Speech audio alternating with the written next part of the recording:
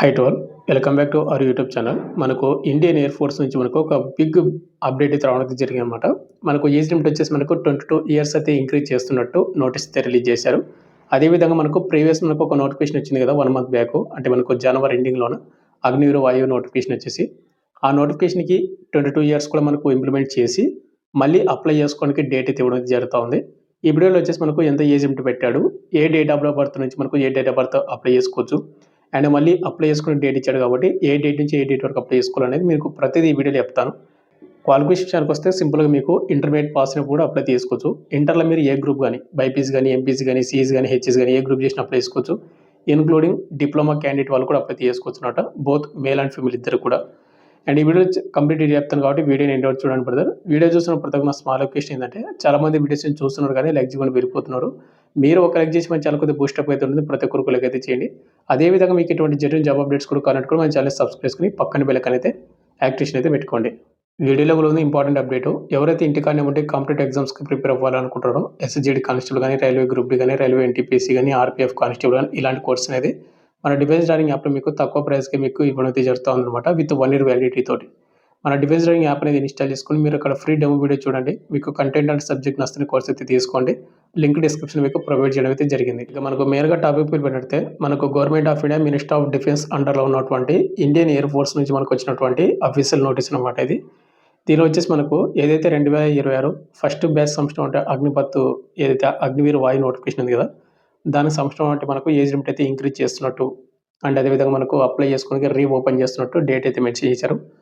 మీరు నమ్మర్లేదు, నేను Indian army notification ఆ వీడియో చేసినప్పుడు Indian air force Indian navy కూడా మనకు అంటే ఇంక్రీజ్ చేస్తారు ఏజ్ లిమిట్ అనేది, వెయిట్ చేయండి అని ఆ వీడియోలో చెప్పాను.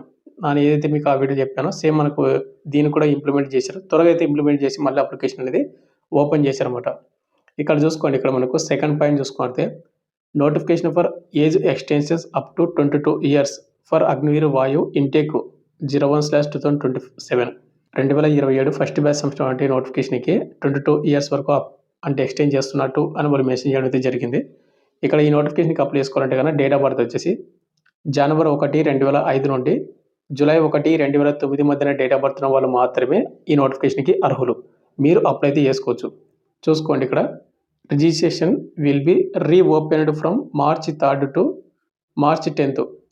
మార్చి నెక్స్ట్ మంత్ అంటే మనకు March 3 నుంచి March 10 వరకు రీఓపెన్ అయితే చేస్తూ ఉన్నారు అప్లికేషన్ అనేది. ఈ డేట్ ఆఫ్ బర్త్ ఉన్నటువంటి వాళ్ళు మళ్ళీ అప్లై చేసుకోవడానికి. కాబట్టి ఎవరికైతే ఏజ్ లిమిట్ అయిపోయిందని కొంతమంది బాధపడ్డారు కదా, వాళ్ళందరూ కూడా వాళ్ళకి గుడ్ న్యూస్ అని చెప్పుకోవచ్చు. ఈ డేట్ ఆఫ్ బర్త్ ఉన్న వాళ్ళు డెఫినెట్గా మీరు అప్లై చేసుకోండి. నెక్స్ట్ ఎడ్యుకేషన్ క్వాలిఫికేషన్ మనకు సైన్స్ సబ్జెక్ట్ చూసుకుంటే మనకు ముందుగా ఇంటర్మీడియట్ 10+2 అవర్ ఈక్వలెంట్ సబ్జెక్ట్లో మీకు maths subject, physics subject and English subject అయితే చదివి ఉండాలి. సింపుల్గా చెప్పాలంటే కదా ఎంపీసీ సబ్జెక్ట్ ఎవరైతే చేసి ఉంటారో వాళ్ళు అప్లై చేసుకోవచ్చు అనమాట. అండ్ 50% మీకు మార్కులు అయితే వచ్చి ఉండాలి ఇంటర్లోన. అండ్ ఇంగ్లీష్ సబ్జెక్ట్ అదొక్క సబ్జెక్ట్లో మీకు 50% మీకు మార్కులు అయితే వచ్చి ఉండాలి. ఒకవేళ మీరు ఇంటర్లో ఎంపీ చేయని వాళ్ళు ఎవరైతే 3 years డిప్లొమా కోర్స్ చేసింటారు కదా, mechanical, electrical, electronics, automobile and computer science and instrumentation technology, information technology, ఈ ట్రేడ్స్ ఎవరన్నా ఉంటే కనుక 3 years డిప్లొమా చేసినట్టు వాళ్ళు సైన్స్ సబ్జెక్ట్ కింద కూడా మీరు అప్లై చేసుకోవచ్చు. బట్ ఏంటంటే మీకు డిప్లొమాలో మీకు 50% మీకు మార్కులు అయితే వచ్చి ఉండాలి. అండ్ ఇంగ్లీష్ సబ్జెక్ట్లో మీకు 50% మార్కులు అయితే వచ్చి ఉండాలి. ఒకవేళ ఇది కూడా చేయలేదు అనుకున్న వాళ్ళు ఎవరుతుంటారో మీరు 2 years వొకేషనల్ కోర్స్ చేసినటువంటి వాళ్ళు కూడా అప్లై చేసుకోవచ్చు అనమాట. ఒకవేళ సైన్స్ సబ్జెక్ట్లో కాకుండా నేను అదర్ దెన్ సైన్స్ సబ్జెక్ట్లో అప్లై చేసుకుంటా అంటే కనుక other than science subject 10+2 intermediate కానీ ఆర్ ఈక్వలెంట్ కానీ ఎవరైతే పాస్ అయి ఉంటారో, అంటే ఇంటర్లో మీరు ఏ గ్రూప్ కానీ బైపీసీ కానీ సిఈసీ కానీ హెచ్ఎస్ కానీ ఏ గ్రూప్ చేసినా కూడా అప్లై చేసుకోవచ్చు అనమాట. బట్ ఏంటంటే మీకు కంపల్సరీ ఇంటర్లో మీకు 50% మార్కులు అయితే వచ్చి ఉండాలి. అదేవిధంగా మీకు ఒక ఇంగ్లీష్ సబ్జెక్ట్లో మీకు మళ్ళీ 50% మార్కులు అయితే వచ్చి ఉండాలి. ఒకవేళ ఇది చేయని వాళ్ళు 2 years వొకేషనల్ కోర్స్ చేసినటువంటి వాళ్ళు కూడా అదర్ దెన్ సైన్స్ సబ్జెక్ట్ కింద కూడా మీరు అప్లై అయితే చేసుకోవచ్చు. ఇక అదేవిధంగా మనకు సెలక్షన్ ప్రాసెస్ చూసుకుంటే మనకు ముందుగా వచ్చేసి ఫేజ్ 1 ఆన్లైన్ ఎగ్జామ్ అయితే కండక్ట్ అయితే చేస్తారన్నమాట. ఈ ఎగ్జామ్ వచ్చేసి మనకు సపరేట్గా ట్రేడ్స్కి సపరేట్గా ఉంటుంది. సైన్స్ సబ్జెక్ట్ కింద ఎవరైతే అప్లై చేసుకుంటారో వాళ్ళకు 60 నిమిషాలు టైమింగ్ అయితే ఉంటుంది. Physics, mathematics and English subject నుంచి మనకు 10+2 ఏదైతే సిబిఎస్ఈ సిలబస్ నుంచి మనకు క్వశ్చన్ అయితే వస్తాయి. 60 నిమిషాలు మీకు టైమింగ్. అదర్ దెన్ సైన్స్ సబ్జెక్ట్కి అప్లై చేసుకుంటే కనుక మీకు 45 నిమిషాలు timing. English subject and reasoning and general awareness నుంచి క్వశ్చన్ అయితే వస్తాయి. 10+2 ఇంటర్మీడియట్ సిబిఎస్ఈ సిలబస్. ఒకవేళ మీరు science subject and other than science సబ్జెక్ట్కి రెండింటికి అప్లై చేసుకుంటే కనుక 85 నిమిషాలు మీకు టైమింగ్ అయితే ఉంటుంది.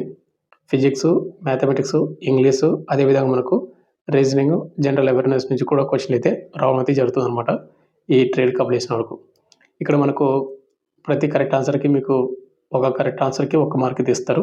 నెగెటివ్ మార్క్ వచ్చేసి మనకు 0.25 4 తప్పులకు 1 మార్క్ అయితే కట్ అవుతుంది కాబట్టి చూసుకొని అయితే అటెంప్ట్ అయితే చేసుకోండి. అండ్ ఈ ఎగ్జామ్ సెంటర్స్ వచ్చేసి మనకు మీరు అప్లై చేసేటప్పుడు ఒకవేళ ఆప్షన్ వస్తే పెట్టుకోండి. ఇక నెక్స్ట్ మనకు ఫేజ్ 2 అయితే ఉంటుందన్నమాట. ఫేజ్ 2 వచ్చేసి మనకి ఏ విధంగా ఉంటుందంటే ఫిజికల్ టెస్ట్ అయితే ఉంటుంది. వాటికంటే మనకు ముందుగా వెరిఫికేషన్ అయితే చేస్తారన్నమాట. అండ్ వెరిఫికేషన్ అయిపోయిన తర్వాత మనకు ఫిజికల్ టెస్ట్ అయితే కండక్ట్ అయితే చేస్తారు. అండ్ ఫిజికల్ టెస్ట్ కూడా మనకు 2 టైప్స్ అయితే ఉంటాయి. దానిలో మనకు PFT1 ఫిజికల్ ఫిట్‌నెస్ టెస్ట్ 1.